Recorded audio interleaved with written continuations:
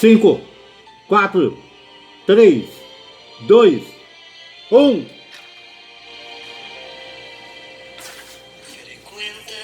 Começa agora a aula mais divertida do mundo.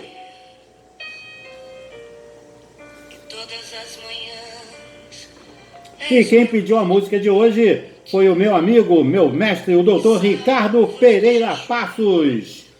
Segundo o Ricardo, importante para ele é título de eleitor e do Fluminense. Então tá aí, professor Ricardo, a música que você pediu. Quero demais do que imagina ser possível. Te trouxe um búzio. Aí! E você pode fazer como o Ricardo Pereira Passos. Entrou no canal, se inscreveu, deixou seu comentário lá, enfim, pediu a sua música. E hoje nós estamos comemorando a incrível marca de 21.109 visualizações. Então, bota exclusivo, meu filho, não dá trabalho para fazer. Agora sim, minha querida e linda turma de terceira série, turma de geografia, por conta do Covid-19, nesse momento de pandemia, nós fomos orientados, os professores da Sociedade Educacional Curupaiti, eu tenho certeza que você conhece essa marca, nós fomos orientados a fazer o programa em casa, e no caso de vocês, nós criamos um módulo com 8 aulas e vamos trabalhar esse módulo com vocês. Terceira série,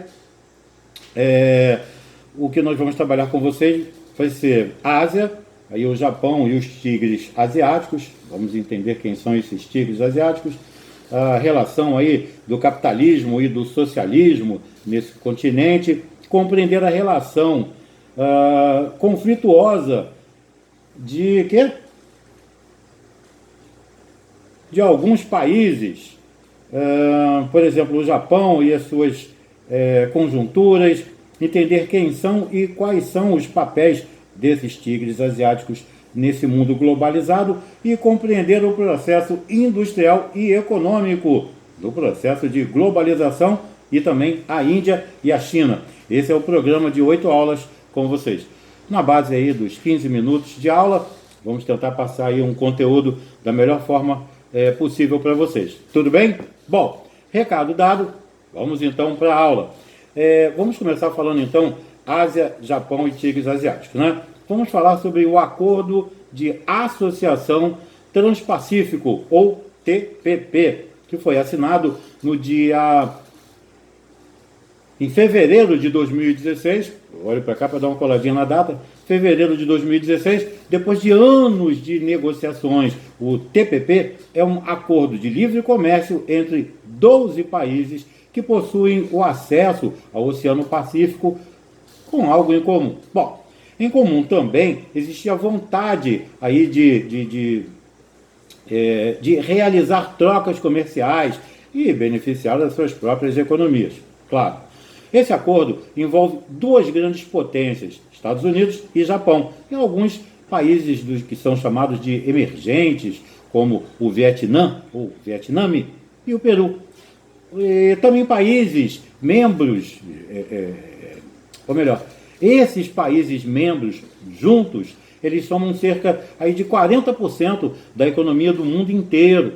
Porém, cumprindo uma promessa de campanha, o ex-presidente dos Estados Unidos, Donald Trump, assinou a retirada dos Estados Unidos do acordo. Isso aconteceu no terceiro dia do seu mandato, no início de 2017. Agora, é esperar para ver o que vai acontecer aí, né? Esse acordo sem essa potência. Bom, agora com o novo presidente, aí o Biden, vamos ver o que vai acontecer. Bom, Japão. Por conta da sua localização aí no extremo leste da Ásia, o Japão ele tornou-se conhecido como Terra do Sol Nascente. Formado por 4 ilhas principais e várias outras menores, ele é extremamente montanhoso, o que dificulta aí a agricultura e contribuiu para que 67% do território ainda seja coberto por florestas. A pequena quantidade, por exemplo, de terra arável aliada ao extenso litoral, leva ao desenvolvimento da maior indústria de pesca do mundo. Isso mesmo. O país também é um dos mais competitivos fabricantes e exportadores de produtos eletrônicos e de automóveis, o que o transformou em, teoricamente, uma segunda potência atrás dos Estados Unidos. Agora, a ideia é que a China já tenha ultrapassado e já tenha se tornado a segunda potência. Bom, com uma taxa assim, de mortalidade infantil, digamos, a menor, apenas 4 crianças em cada 1000 morrem antes de completar um ano. Então, a gente pode entender que os japoneses também se destacam pela longevidade. Em todo o país, há mais ou menos 8.500 pessoas que são centenárias. Isso mesmo. Bom, depois da Segunda Guerra Mundial, o Japão teve ali as suas instituições reconstruídas em moldes ocidentais, né? Muita da tradição milenar, no entanto, ainda foi mantido. Artes como o ikebana, ou seja, aquele arranjo de flores, o bonsai, né? Aquela miniaturização das plantas, e também a cerimônia do chá, eles tornam-se conhecidas no mundo inteiro. O shintoísmo e o budismo permanecem como segmentos. Não diria que o budismo seria uma religião. O shintoísmo sim, mas o budismo não chega a ser classificado como uma religião. Mas são os grupos assim com os maiores números de seguidores. E a mulher, ela continua com um papel ainda muito submisso em relação às outras nações ocidentais. A população é bastante homogênea. Mais ou menos aí 1% é que não descende de japoneses. Olha que legal. Então, uma pequena observação. O nome Japão, ele veio do chinês Jipen, ou seja, raiz do sol, uma vez que os antigos chineses acreditavam que o sol nascia lá no Japão. Em japonês, raiz do sol é Nihon ou Nippon, daí o adjetivo nipônico, designando aquilo que é relativo do Japão. O ideograma da palavra Japão significa sol nascente, conhecido como Terra do Sol Nascente por conta da sua localização no extremo leste da Ásia. E o Japão ele é formado por, conforme eu disse, 4 grandes ilhas montanhosas e mais de 3.000 ilhas pequenas. E fica ali numa zona de frequentes furacões e é exposto a terremotos e erupções vulcânicas por estar situado justamente nos limites da chamada placa tectônica euroasiática. Metade na Europa, metade na Ásia, ok? Isso é a placa, o Japão não, o Japão na Ásia. Bom, na história, o Japão ele é herdeiro de uma civilização que remonta lá ao século 7 a.C.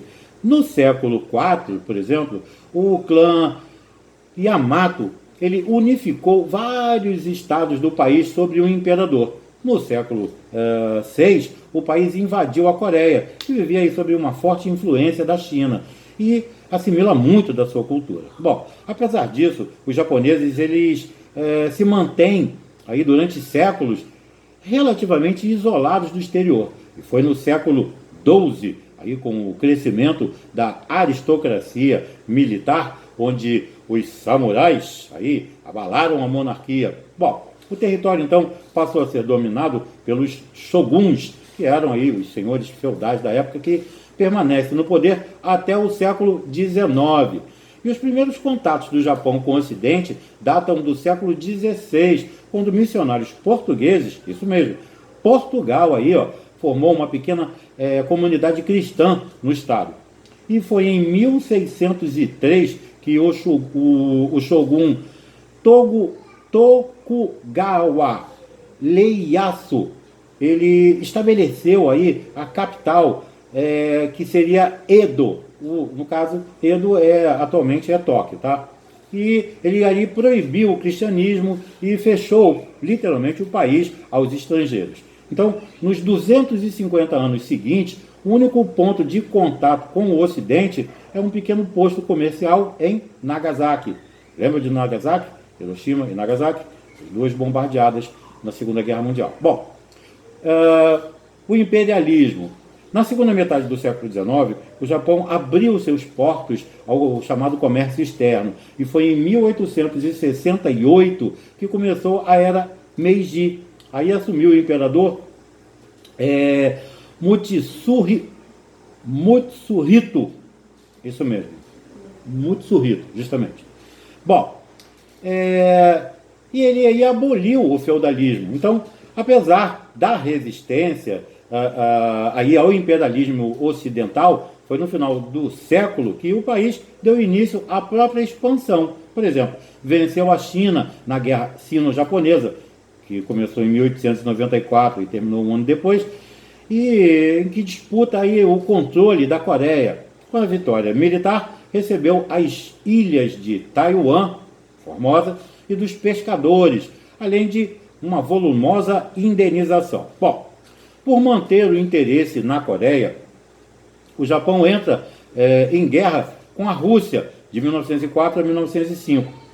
Ganha de novo, e aí se consolidou como uma potência e iniciou a sua chamada expansão imperialista. Bom, o imperialismo, então, ele tornou-se algo fundamental para o Japão por conta da escassez de recursos naturais. Bom, exerce, então, sobre a Manchúria, na China, Coreia, transformada em colônia em 1910, e Sakhalina, uma ilha que hoje pertence à Federação Russa. O Japão fica do lado dos aliados na Primeira Guerra Mundial e obtém vantagens no Tratado de Versalhes.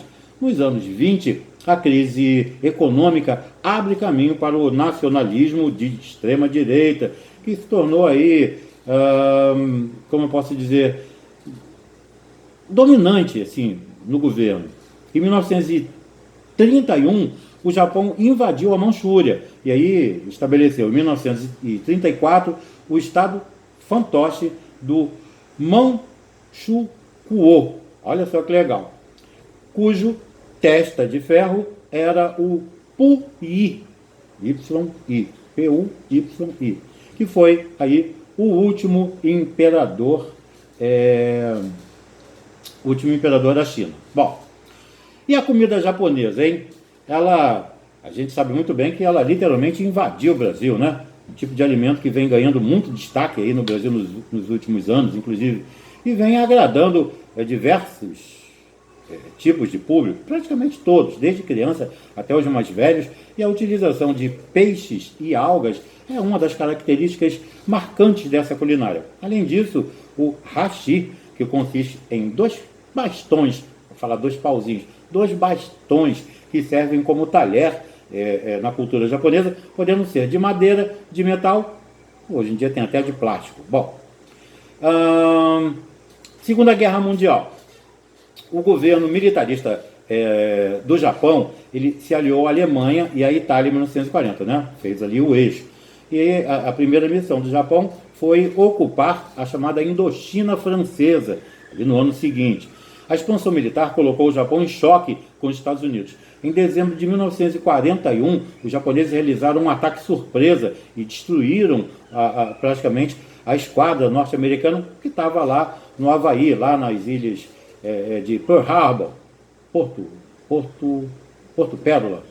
Bom, o Japão tomou então o sudeste da Ásia e a maior parte do Pacífico Ocidental, mas é derrotado pelas forças aliadas e se retirou das áreas ocupadas. Mas a rendição do Japão mesmo só aconteceu em setembro de 1945, depois lá daquelas bombas atômicas que foram jogadas pelos Estados Unidos, conforme eu falei, em Hiroshima e Nagasaki. Bom, os estadunidenses, ou norte-americanos, eles ocupam o Japão até abril de 1952, e eles impõem uma constituição e um sistema de governo que foi ali nos moldes das democracias ocidentais.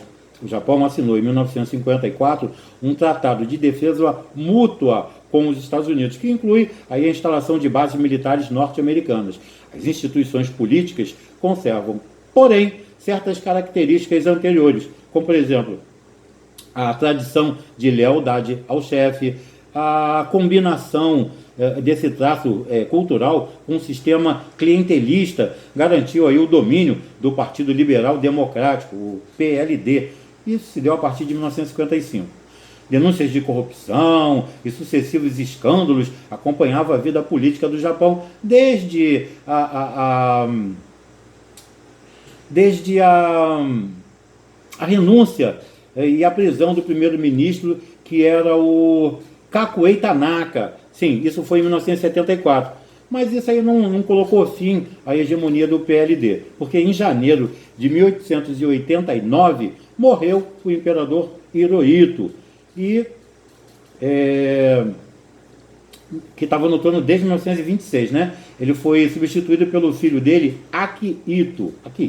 Bom, e em 1993, novas revelações de corrupções, provocaram então uma cisão aí no PLD.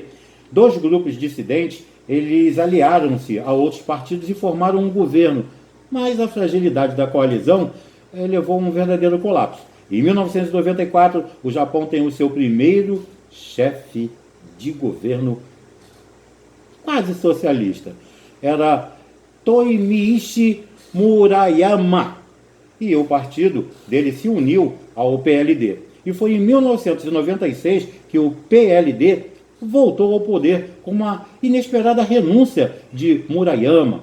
O novo primeiro-ministro é Ryutaro Hashimoto. E em 1997 surgem evidências de que alguns dos principais bancos e corretoras fazem pagamentos à máfia japonesa, a Yakuza, o que causa um grande impacto na economia. Bom, não vou me estender mais. Na próxima aula a gente continua falando sobre os anos 80 ali, que irrompeu um conflito comercial com os Estados Unidos por causa do protecionismo japonês e do desequilíbrio da balança comercial entre os dois países, desfavorável aos Estados Unidos. Bom, então, não se esquecendo que nós não estamos em férias e sim em quarentena, eu peço que vocês tenham muito amor, muito carinho, muita paciência com todos que estão ao seu lado.